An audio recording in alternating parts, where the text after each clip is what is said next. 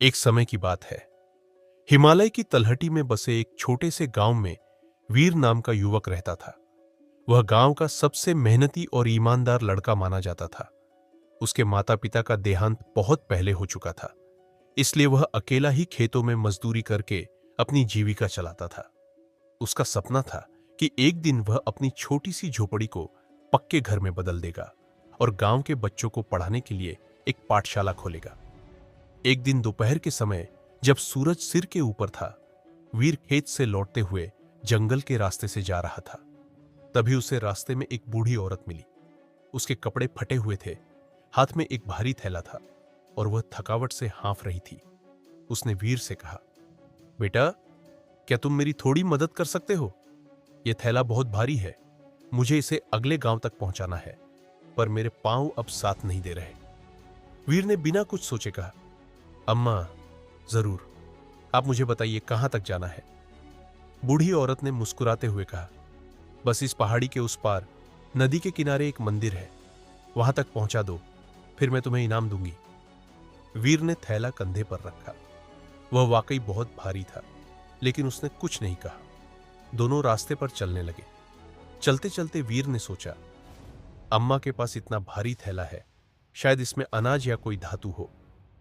थोड़ी दूर चलने के बाद अम्मा बोली, बेटा, मैं बहुत थक गई हूं, क्या तुम ये दूसरा थैला भी उठा लोगे? मंदिर तक पहुंचाने के बाद मैं तुम्हें 2 सोने के सिक्के दूंगी।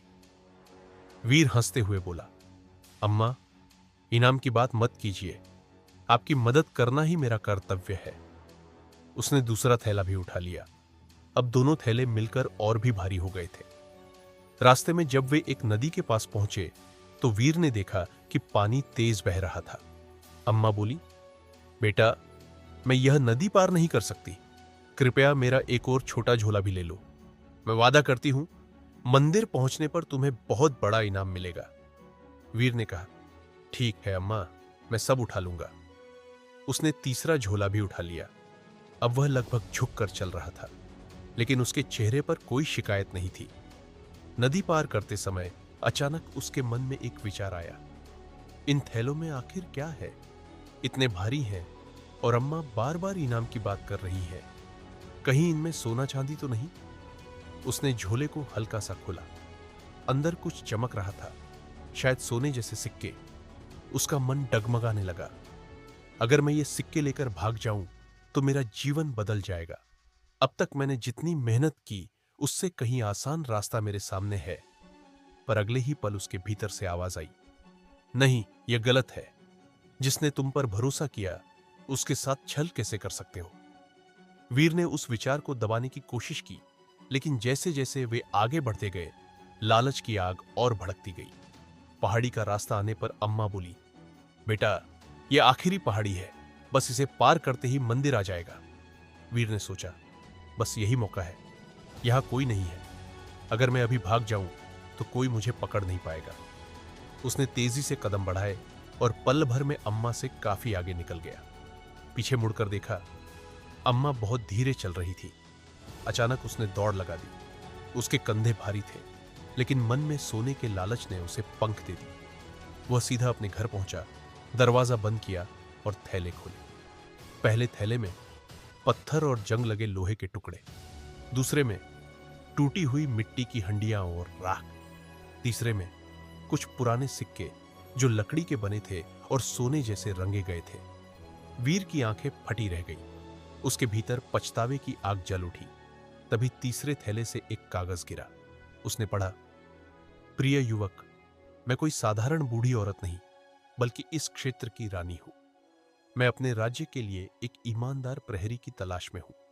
मैंने यह परीक्षा इसलिए ली थी कि देख सकूं कौन मेरे साथ सच्चा है। तुम उस अवसर को खो चुके हो। याद रखो, सोना पाने की लालच में तुमने अपनी आत्मा का सोना खो दिया है। वीर वहीं बैठ गया, सर पकड़े रोने लगा। उसे एहसास हुआ कि लालच ने उसकी सोचने समझने की शक्ति छीन ली थी। अगले दिन गांव में खबर फैली कि रानी ने पूरे इलाके में एक सत्य परीक्षण किया था। जिसने उस बूढ़ी औरत की मदद बिना इनाम की चाह से की थी, उसे रानी ने अपने महल में बुलाया और राज्य का सलाहकार बना दिया। वीर ने यह सुना तो उसका दिल बैठ गया। वह समझ गया कि उसने अपने जीवन का सबसे बड़ा मौका खो दिया।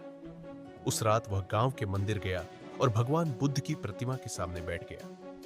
बहुत देर तक मौन रहा, फिर बोला, भगवान, मैंने अपने मन की आवाज नहीं सुनी।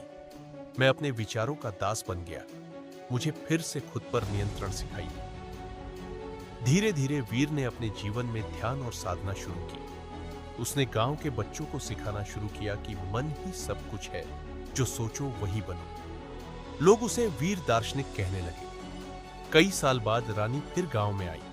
उन्होंने देखा कि वही युवक अब बच्चों को जीवन के सच्चे मूल्य सिखा रहा था। उन्होंने कहा, तुमने अब सच में अपने मन पर विजय पा ली है वीर।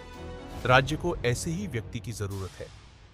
और इस तरह वह युवक, जिसने कभी लालच में अपना सब कुछ खोया था, अब अपनी सजगता और ईमानदारी के कारण रानी का मुख्य सलाहकार बन गया।